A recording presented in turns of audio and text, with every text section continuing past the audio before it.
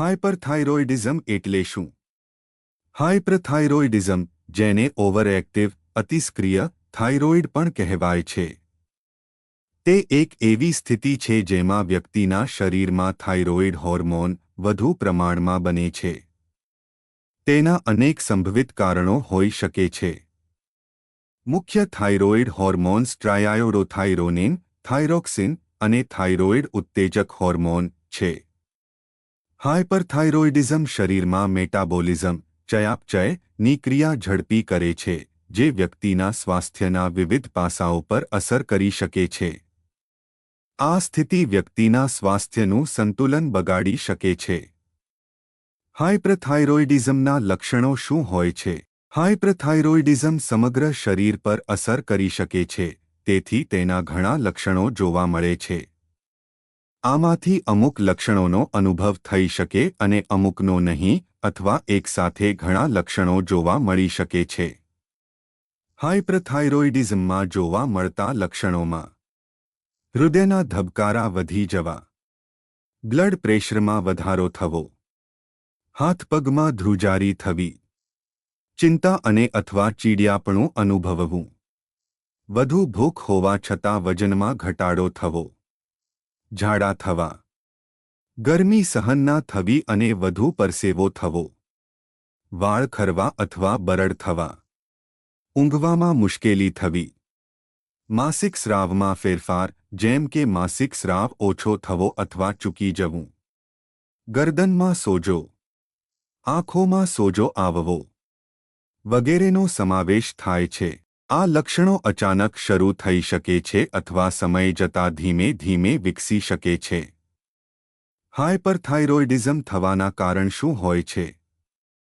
Graves disease, thyroid nodules, ઝેરી મલ્ટીનોડ્યુલર ગોઇટર, થાઇરોઇડાઇટિસ, TSH releasing pituitary એડેનોમા, થાઇરોટ્રોપિનોમા. ખોરાક અથવા દવાઓ દ્વારા લેવાતા વધુ પડતા આયોડિનથી હાઇપરથાઇરોઇડિઝમ થઈ શકે છે. હાઇપરથાઇરોઇડિઝમ માટેના જોખમી પરિબળો કયા છે? હાઇપરથાઇરોઇડિઝમ થવાનું જોખમ વધારતા પરિબળોમાં થાઇરોઇડ રોગ અને અથવા ઓટોઇમ્યુન રોગ થવાનો કૌટુંબિક ઇતિહાસ, ધૂમ્રપાન, ગર્ભાવસ્થા, પોસ્ટપાર્ટમ થાઇરોઇડાઇટિસ માટે વગેરેનો સમાવેશ થાય છે. હાઇપરથાઇરોઇડિઝમનું નિદાન કેવી રીતે થાય છે? હાઇપરથાઇરોઇડિઝમનું નિદાન કરવા માટે શારીરિક તપાસમાં ડોક્ટર હાઇપરથાઇરોઇડિઝમના ચિહ્નો જેમ કે થાઇરોઇડ ગ્રંથિનો સોજો, હૃદયના ધબકારા અને ગરમ, ભેજવાળી ત્વચાની તપાસ કરશે. થાઇરોઇડ માટેના લોહીના પરીક્ષણો લોહીની તપાસમાં લોહીમાં થાઇરોઇડ હોર્મોનનું સ્તર માપવામાં આવે છે. હાઇપરથાઇરોઇડિઝમમાં થાઇરોઇડ હોર્મોન્સ T3 અને T4 નું સ્તર સામાન્ય કરતાં વધારે હોય છે અને થાઇરોઇડ ઉત્તેજક હોર્મોન ઘણીવાર, પરંતુ હંમેશા નહીં, સામાન્ય કરતાં ઓછું હોય છે. થાઇરોઇડ એન્ટીબોડી બ્લડ ટેસ્ટ આ ટેસ્ટ ગ્રેવ્સ રોગની તપાસ માટે કરવામાં આવે છે.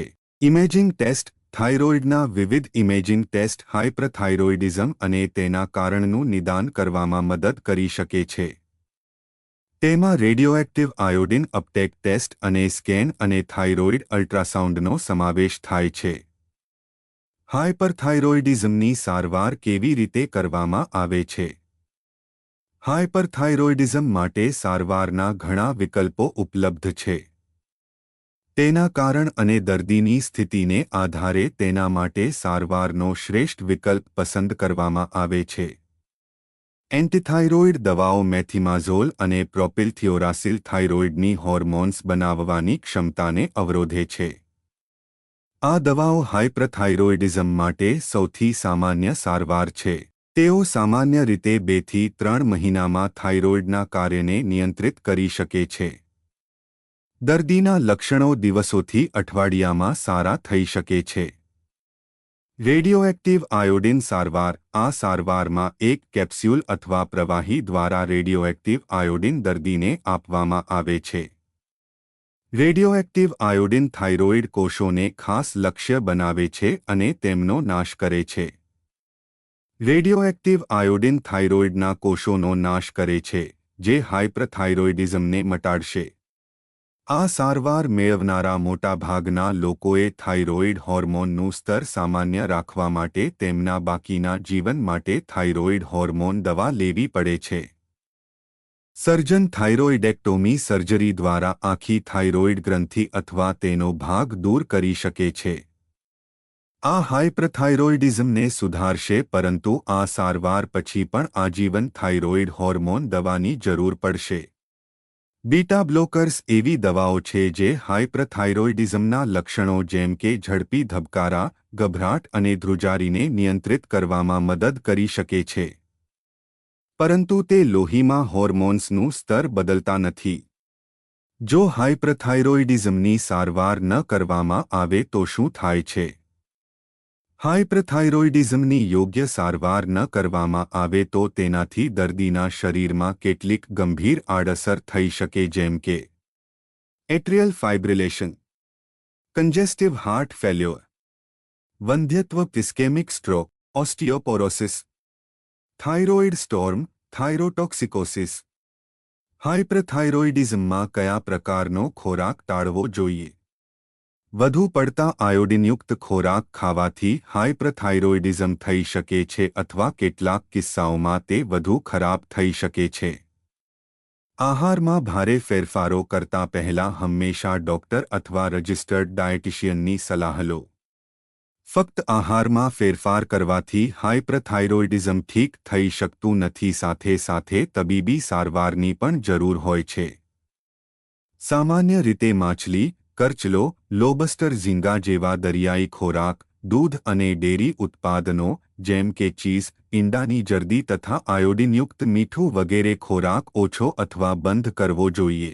જો તમને હાઇપરથાઇરોઇડિઝમના ચિહ્નો અને લક્ષણોનો અનુભવ થઈ રહ્યો હોય તો તમારા ડોક્ટરને મળવું મહત્વપૂર્ણ છે, જેથી તેઓ તમારી સ્થિતિનું મૂલ્યાંકન કરી શકે અને સારવારની ભલામણ કરી શકે. જો તમને પહેલાથી જ નિદાન થયું હોય તો તમારી સારવાર કામ કરી રહી છે કે નહીં તેની ખાતરી કરવા માટે તમારે નિયમિતપણે તમારા ડોક્ટરને મળવું પડશે.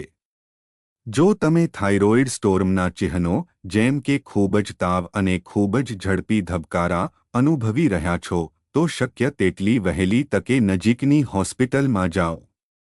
જો તમને હાઇપરથાઇરોઇડિઝમના લક્ષણો જણાય તો તબીબી સારવાર લેવી મહત્વપૂર્ણ છે, જેથી તમે ફરીથી સામાન્ય અનુભવી શકો.